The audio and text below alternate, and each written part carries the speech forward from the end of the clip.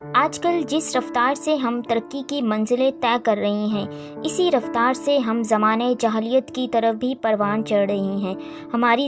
کامیابی اور ہمارا زوال ایک ہی رفتار سے چل رہا ہے۔ آج سے کئی سال پہلے عربوں میں یہ رواج ہوا کرتا تھا کہ وہ اپنی نوزائیدہ بیٹیوں کو زندہ دفن کر دیا کرتے تھے، ان کو مار دیا کرتے تھے صرف بیٹے کی خواہش میں۔ لیکن وقت کے ساتھ ساتھ جیسے زمانے نے ترقی کی، لوگوں نے اپنی سوچ کو بدلا، لیکن اس بدلتی ہوئی سوچ میں آج بھی ایسے انسان موجود ہیں جو کہ زمانے جاہلیت کے دور سے گزرنے کے بعد بھی زمانے جاہلیت کی روایات کو اپنے ساتھ لیے ہوئے ہیں۔ انہی روایات کو برقرار رکھتے ہوئے ہمارے معاشرے میں آج بھی کچھ ایسے لوگ موجود ہیں جو کہ زمانے جاہلیت کے علم بردار ہیں، اور جو انسانیت کے زمرے سے بالکل ہی باہر ہیں، جن کو ہم نہ تو انسان اور نہ ہی جانور کہہ سکتے ہیں، کیونکہ جانوروں میں انسانوں کی نسبت کچھ انسیت موجود ہوتی ہے، لیکن جب انسان جانور کی حد کو بھی پار کر دیتا ہے اور وہ ایک وحشی یا ایک درندہ بن جاتا ہے تو اس کے اندر انسانیت یا حیوانیت کچھ بھی باقی نہیں رہتا ہے۔ ایسی ایک مثال پاکستان کے شہر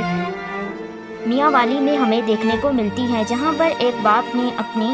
7 دن کی بیٹی کو بے رحمی سے قتل کر دیا، صرف اس بنا پر کہ وہ پہلی اولاد بیٹا چاہتا تھا۔ آج ہم کسی اسپیسیفک ٹاپک کو ڈسکس نہیں کریں گے، بلکہ چند دن پہلے پاکستان میں ایک ایسا واقعہ رونما ہوا جس میں ایک باپ نے اپنی بیٹی کو بے رحمی سے قتل کیا، جس میں وجہ جینڈر ڈسکریمنیشن بتائی جاتی ہے۔ لیکن اگر ہم اس بات کی تہ تک پہنچنے کی کوشش کریں تو اس میں غلطی صرف اور صرف اس شخص کی نہیں بلکہ اس کے خاندان کی بھی ہے، جنہوں نے ان کے دماغ میں لڑکا اور لڑکی کا فرق ڈالا، کیونکہ جب کوئی بچہ پیدا ہوتا ہے تو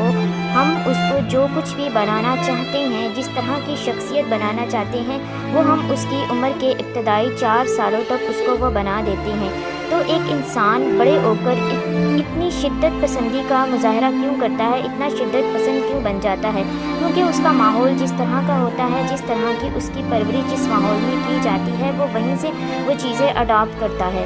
لیکن اگر ہم صرف اور صرف اس معاملے کو دیکھ رہے ہیں جس میں کہ صرف بیٹا یا بیٹی کے فرق سے اس نے قتل کیا، لیکن اس چیز کو کوئی ہائی لائٹ نہیں کرتا کہ اس لڑکے کے دماغ میں یہ بات کہاں سے آئی اور کس نے ڈالی اور کس حد تک اس نے اس چیز کو اڈاپٹ کیا۔ اس نے اپنی فیملی سے ہی اس چیز کو اڈاپٹ کیا ہوگا، کیونکہ جب بھی کوئی بھی اس قسم کا کام کرتا ہے تو اس نے اس طرح کی کوئی نہ کوئی چیزیں اپنی فیملی میں ضرور دیکھی ہوتی ہیں۔ اس لیے کہ ہمیں یہی چاہیے کہ اگر ہم بچے کو شدت پسندی سے بچانا چاہتے ہیں تو اس کی عمر کے ابتدائی سالوں میں اس کو اس طرح کی شخصیت دیں، اس کو اس طرح کا ماحول دیں کہ وہ بڑے ہو کر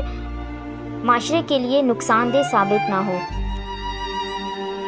پاکستانی عوام حکومت سے اس کی سزا کی اپیل کر رہی ہے، جو کہ یقیناً ممکن ہے اس کو جلد ہی سزا بھی مل جائے گی، لیکن وقت گزرنے کے ساتھ ساتھ لوگ کسی بھی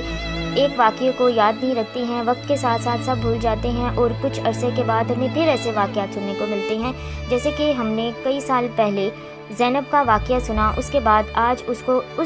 جس شدت سے اس واقعے کو اس وقت اٹھایا گیا تھا، آج اس ایشو کو اس شدت سے ہائی لائٹ نہیں کیا جاتا۔ اسی طرح جب اس جنت کا واقعہ بھی ختم ہو جائے گا، کچھ عرصہ گزر جائے گا، لوگ پھر اس بات کو بھول جاتے ہیں اور پھر ہمیں نئے سرے سے وہی چیزیں فیس کرنا پڑیں گی۔ اس کے لیے صرف اور صرف ہمیں یہی چاہیے کہ ہم اپنے بچوں کو اس طرح کی تربیت دیں کہ وہ شدت پسندی اختیار نہ کریں۔ اگر ہم بیٹا یا بیٹی میں کسی بھی قسم کا فرق رکھتے ہیں تو یہی چیزیں آگے ہم اپنے بچوں میں بھی ٹرانسفر کرتے ہیں، جو کہ وہ یقیناً اس چیز کو اڈاپٹ کر رہے ہوتے ہیں۔ خدا را انسان کو انسان ہی بنائے، حیوان تو خدا نے بھی بنائے ہیں۔